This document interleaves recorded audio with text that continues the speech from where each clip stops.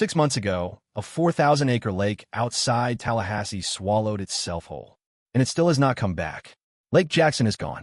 Where 12 billion gallons of open water sat last November, there is now a floor of cracked mud, stranded lily pads going brown at the edges, and one sinkhole at the center that you can walk straight down into. The drain is still open. The drought bleeding this region dry is still rated exceptional, the single worst category on the national scale. And the limestone throat that drank the lake whole is drying out, splitting wider, and deepening week by week. Picture standing at the end of your own dock. You look down a 15-foot piling, and at the bottom of it, dry dirt. No ciment, no water line, just cracked earth where your waterfront used to be. That is what it looks like right now. But here is the sentence that tells the real story. A retired environmentalist who has spent his entire life watching this lake said it plainly: by the time it fills back up, the bottom falls out again. Limestone, he said, is very brutal when it dries out. He was not describing a freak accident. He was describing a trap that is getting faster. And that is the part no one is telling you. The drought did not cause this. The drought just pulled the trigger. The real problem is underneath, and it has been building for years. Every time Lake Jackson empties out, the limestone floor cracks a little more. Every week it stays dry, those cracks stretch a little wider. The very thing keeping the lake on today is also destroying the next seal that is supposed to hold the next lake in. This basin used to drain roughly once every 20 years. Since June of 2021, it has drained 11 times. The cycle is not just continuing, it is accelerating. Here is how the water actually leaves. At the bottom of the lake sits a sinkhole called Porter Sink. Over time, mud and sediment pack into it, a natural plug, the same way a stopper seals a bathtub drain. Rain fills the basin above that plug, and for years, sometimes decades, it holds. Then a deep drought arrives. The water level drops. The weight pressing down on the plug disappears, and the plug blows. The lake does not evaporate. It pours. Billions of gallons funnel straight down into the Florida aquifer, the vast limestone labyrinth that supplies the state's drinking water. From there, the water moves underground, traveling 19 miles south through caves no one has ever fully mapped, running dark and silent through the rock. Then it surfaces again at Wakulla Spring, one of the largest and deepest freshwater springs on Earth. The lake does not disappear. It just relocates somewhere you cannot follow it. Now zoom out. Fly over the Florida Panhandle, just north of the state capital, just inside Leon County. On every map, there should be a wide blue lake. There is no blue. There is a pale beige plain of exposed lake bed, scored with old water lines, dotted with the dark circles where fish once built nests in the sediment. At the center, the sink drops 28 feet down. People are climbing into it right now, hunting fossils on a floor that was completely underwater a year ago.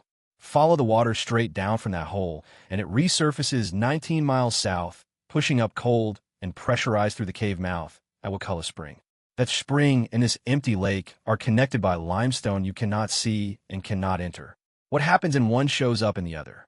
And right now, what is showing up at Wakulla is a warning. Wakulla Spring is going dark.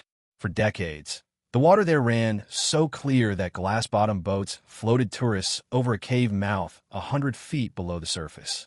They could see straight down to the rock. Now the spring is rarely clear at all.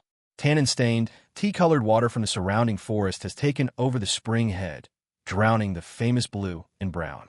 The same underground plumbing draining Lake Jackson is feeding that spring, and the system binding them together is changing in front of anyone paying attention. One lake empties into the ground. One spring darkens at the surface. Same aquifer. Same 19 miles of limestone. Same accelerating problem. And the fix, the thing that should bring the lake back, is rain. And the rain is not coming. The 9-month drought index for Leon County sits at -2 or lower. That is exceptional drought, the single worst rating that exists on the national scale. Caitlin Snyder, former manager of the Lake Jackson Aquatic Preserve, has been direct about this. The lake lives and dies on rainfall alone. It drains and it refills based on nothing but what falls from the sky. Right now, almost nothing is falling. So even though a dry down like this is not unprecedented for Lake Jackson, residents who have lived on its banks for decades say they have never watched it sit this low for this long without recovering. The refill that used to follow the next hard rain could this time take years. Walk out onto the lake bed today, and you'll find people who never could have set foot there before. Where the water once ran 10 feet deep, Fossil hunters now pace the cracked clay with their heads down, scanning for bone and shell and ancient teeth pushed up by a lake that is no longer covering them. Their boots press into mud right beside a hole 28 feet deep, a hole that was the bottom of a living lake and is now the most dangerous thing in the basin. The soft sediment around that lip can give way without warning. People go anyway, because a window like this opens maybe once in a generation, and right now it is wide open. Then step back and count what you're looking at. 4,000 acres of vanished water. 11 drains in under 5 years. 19 miles of underground river you cannot follow. Chris Thomas, who lives on the lake, described looking down a 15-foot dock piling this spring and seeing nothing but dry ground. His waterfront is a field. Tallahassee City Commissioner Jeremy Matlow is now talking about protecting the exposed basin from development while the water is gone. And standing on the south shore of that same empty lake, Lake Jackson Mounds, the ceremonial capital of a Native American chiefdom that built earthworks here 1,000 years ago. They watched this lake breathe in and out for 5 centuries. They named it the Disappearing Lake. We are now watching it disappear 2 and 3 times a decade instead of once in a generation. What comes next is genuinely unknown. If serious rain returns, the basin could refill in months. People who have seen prior dry down say a good emptying can actually reset the lake bed, burning off invasive vegetation, refreshing the sediment, letting the fish come back stronger with the water. But the longer this one drags on, the longer that limestone bakes and the weaker the next seal becomes. No one can tell you when the next plug blows. No one can tell you whether this cycle is settling into a new normal of a few years between drains or tightening into something faster than even that. The researchers watching this lake will tell you honestly, they are waiting, same as everyone else. And that is the question that should keep you up at night. Not whether Lake Jackson comes back, because it probably will. The question is how many more times it can vanish before the bottom stops holding all together. A 4,000-acre lake that used to disappear once in a lifetime is now disappearing on repeat, draining into the water Florida drinks, surfacing 19 miles away in a spring that is going dark.